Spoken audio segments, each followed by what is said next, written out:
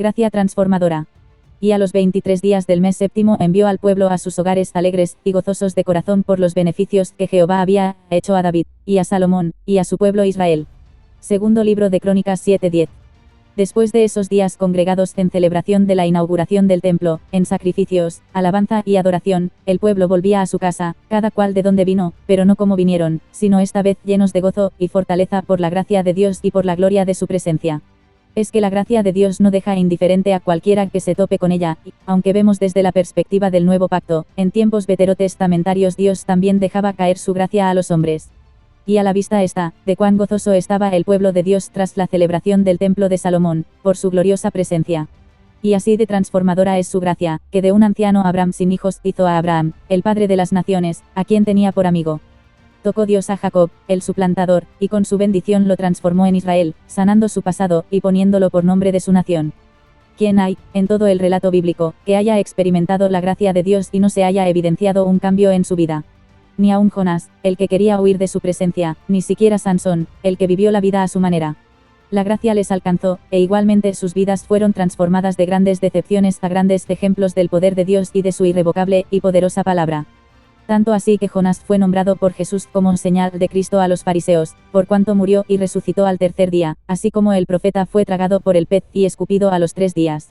Él respondió y les dijo, la generación mala y adúltera demanda señal, pero señal no le será dada, sino la señal del profeta Jonás, porque como estuvo Jonás en el vientre del gran pez 3 días y 3 noches, así estará el Hijo del Hombre en el corazón de la tierra 3 días y 3 noches. Mateo 12:39 y 40. Cumplida la señal que confirmaba la palabra del Señor, Jesús murió, fue sepultado, y al tercer día, resucitó. Resucitado, y anulando con ello a la acción del pecado, y de la muerte en todo hombre que en él cree, ascendió a la diestra del Padre, no sin antes compartir por 40 días más su presencia con sus discípulos. Y allá estaban sus discípulos, viéndolo ascender junto al Padre, y quienes aún esperarían el cumplimiento de otra promesa, la del Espíritu Santo. He aquí, yo enviaré la promesa de mi Padre sobre vosotros, pero quedaos vosotros en la ciudad de Jerusalén, hasta que seáis investidos de poder desde lo alto. Lucas 24:49. 10 días congregados en el aposento alto en espera ininterrumpida en ayuno y oración precedieron a la mayor obra transformadora de la gracia de Dios sobre los hombres, con el poder y la morada del Espíritu Santo en cada uno de los que allá estaban. A partir de entonces, el Espíritu Santo viene a morar en todo aquel que cree en Jesús y se arrepiente de sus pecados. Así como el pueblo de Dios fue transformado y lleno de gozo al salir de la inauguración del templo, los 120 del aposento alto no volvieron a ser los mismos de antes nunca más, y pasaron a formar parte del nacimiento y fundación de la Iglesia de Cristo, de la cual Él es cabeza. Transformación radical que no solamente experimentaron ellos, sino cada cual arrepentido y reconocedor de Jesús como Señor y Salvador suyo. El gozo que Dios da al creyente en Cristo no es una felicidad momentánea, no se pierde con la adversidad, y como muestra tenemos a los apóstoles, que fueron los primeros en sufrir el Evangelio en su carne, y he aquí su respuesta. Y convinieron con él, y llamando a los apóstoles, después de azotarlos, les intimaron que no hablasen en el nombre de Jesús, y los pusieron en libertad, y ellos salieron de la presencia del concilio, gozosos de haber sido tenidos por dignos de padecer afrenta por causa del nombre, y todos los días, en el templo y por las casas, no cesaban de enseñar y predicar a Jesucristo. Hechos 5 del 40 al 42. ¿Quién en su carne podría sentir gozo después de haber sido arrestado, azotado y además, amenazado por su conducta?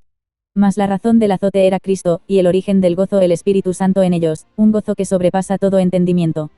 Por lo que podemos entender que cada queja que sale de nuestra boca o aún formándose en el pensamiento, no es digna de ninguna consideración espiritual, sino que proviene de la debilidad de nuestra carne, y no dejamos que el gozo recibido en Cristo reluzca por encima de nuestra protesta para dar testimonio de su salvación y su gracia transformadora.